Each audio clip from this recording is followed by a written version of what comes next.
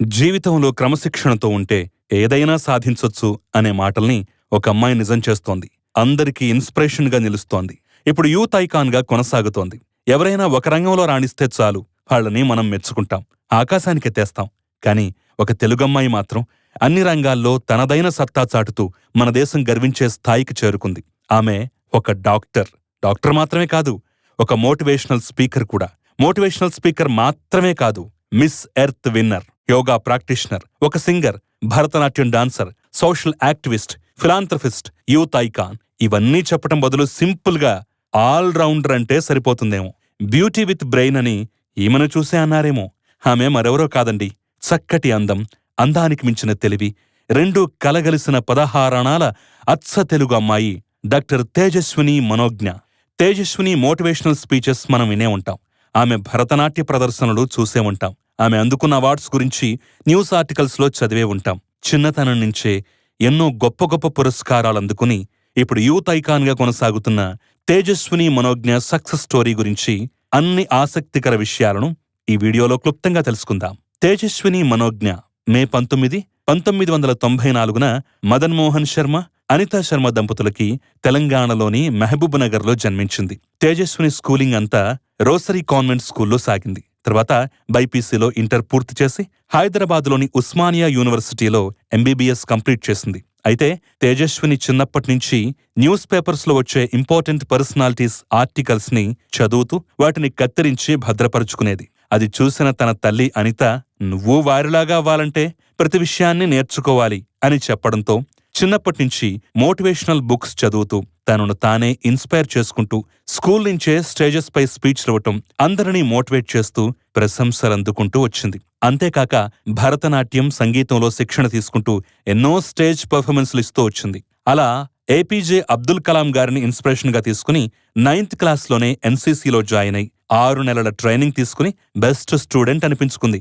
ఇక అదే టైంలో నేనింత కష్టపడుతున్నా నాకింకా ప్రశంసలు రావట్లేదేంటి అని తేజస్విని తల్లిని అడగ్గా అప్పుడు తల్లి అనిత, నువ్వు వివిధ రంగాల్లో రాణిస్తేనే అందరికంటే ది బెస్ట్ అనిపించుకుంటావు. అప్పుడే నీ పేరు అందరిలోనూ వినపడి అది నీకు గుర్తింపు తెచ్చిపెడుతుంది అని తల్లి చెప్పిన మాటలు గుర్తుంచుకుని 2007లో జరిగిన లిటిల్ మిస్ హైదరాబాద్ కాంపిటీషన్లో పాల్గొని టైటిల్ గెలుచుకుంది. ఇక అప్పటినుంచి తేజస్వినికి ప్రశంసలు రావటం స్టార్ట్ అయ్యాయి. అలా 16 ఏళ్లకే ఇండియన్ నేవీ, ఎయిర్ ఫోర్స్ లో 13 లక్షల క్యాడెట్స్ లో బెస్ట్ షూటర్ గా ఎంపికై ఇండియాస్ బెస్ట్ క్యాడెట్ గా ఇండియన్ యూత్ ఎక్సలెన్సీ అవార్డుని అప్పటి రాష్ట్రపతి, ప్రధానమంత్రి చేతుల మీదుగా అందుకుంది. ఇక అంతేకాకుండా భరతనాట్యంలో ఎన్నో స్టేజ్ పర్ఫార్మెన్స్లు ఇవ్వడంతో ఎన్నో అవార్డులు కూడా తేజస్విని వరించాయి. ఇక శ్రీలంకలో జరిగిన south Asian association regional corporation మీట్లో భారతదేశాన్ని రిప్రజెంట్ చేసే యంగ్ అచీవర్ అవార్డుని శ్రీలంక ప్రెసిడెంట్ చేతుల మీదుగా అందుకుంది.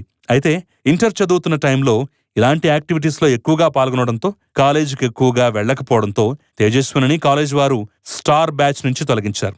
ఆ తర్వాత 1 సంవత్సరం పాటు ఇంట్లోనే ఉండి చదువుకుని నీట్లో మంచి ర్యాంక్ కొట్టి ఉస్మానియా యూనివర్సిటీలో మెడికల్ సీట్ సంపాదించింది. అయితే భరతనాట్యం కానీ ఇతర కాంపిటీషన్స్కి వెళ్లేటప్పుడు తేజస్విని తన తల్లి ఆటోలోనూ సిటీ బస్లోనూ తీసుకువెళ్లేది.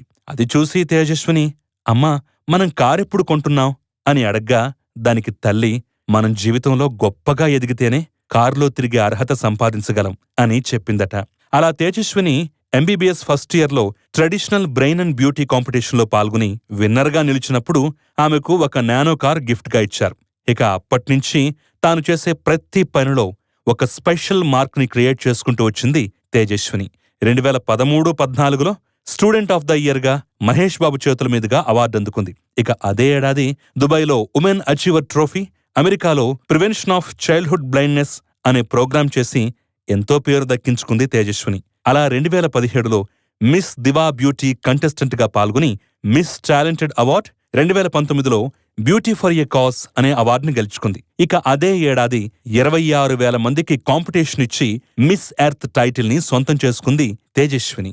ఇక అంతేకాకుండా తన మోటివేషనల్ స్పీచెస్తో తనదైన ముద్ర వేసుకుని యూత్ ఐకాన్ గా కొనసాగుతోంది. ప్లాస్టిక్ కాలుష్యాన్ని అరికట్టడానికి, చెట్ల పెంపకంపై భారతదేశ ప్రతినిధిగా దేశ విదేశాల్లో ప్రసంగాలిస్తూ పోరాడుతోంది తేజస్విని. ఇక అంతేకాకుండా యోగా ప్రాక్టీషనర్ గా కూడా సేవలందిస్తోంది. ఇలా చిన్నతనం నుంచి క్రమశిక్షణతో ఉంటూ అన్ని రంగాల్లో విజయాలతో దూసుకుపోతోంది ఈ తెలుగింటి అమ్మాయి. ఇలాగే ఎంతో మందిని ఇన్స్పైర్ చేస్తూ మరింత ఉన్నత శిఖరాలను తేజస్విని అధిరోహించాలని మనమందరం కోరుకుందాం. మరి తేజస్విని మనోజ్ఞ గురించి మీ అభిప్రాయాన్ని కూడా కామెంట్ రూపంలో తెలపండి.